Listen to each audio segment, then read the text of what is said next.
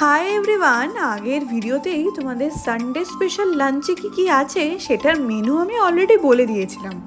একদিকে আমার রুই মাছের কালিয়া রেডি হয়ে গেছে, অন্যদিকে ইচ্ছা হয়েছে আলু পোস্ত খাবো। ঘড়িতে কিন্তু টাইম এগিয়ে চলেছে আর আমারও ইচ্ছা বেড়ে চলেছে।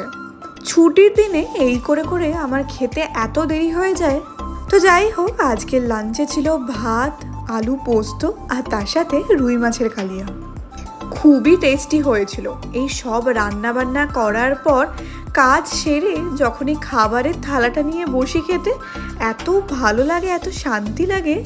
তো খাওয়া দাওয়ার পরে বাসন টাসন মাজার পর সব গুছিয়ে একটু রেস্টও নিয়েছিলাম। দুপুরে আর ঘুমোইনি। বিকেলবেলা একটু চা খেতে ইচ্ছা হলো, সেই চায়ের পুরো সরঞ্জাম নিয়ে বসেছি। এরপর আমি নিচে যাব হাঁটতে। আসলে অফিসের দিনে টাইম খুব একটা পাওয়া যায় না আর ক্লান্তিটাও একটু বেশি থাকে।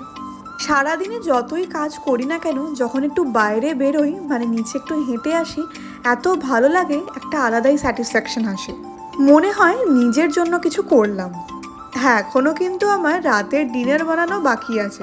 দেখেছো, সকাল থেকে রাত অবধি মনে হয় যেন রান্না করেই কেটে গেল।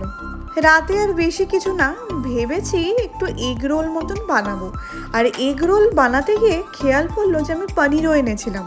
তো কয়েক টুকরো পনিরকে তেলের মধ্যে নুন, হলুদ আর লঙ্কা গুঁড়ো দিয়ে ভালো করে ভেজে নিলাম। ওইটাই রোলের মধ্যে ইউজ করব। মানে আমি বানাচ্ছি পনির এগ রোল। এরকম রান্নাই ভালো, যেখানে খাটনি কম, বাসনও কম ইউজ হয়।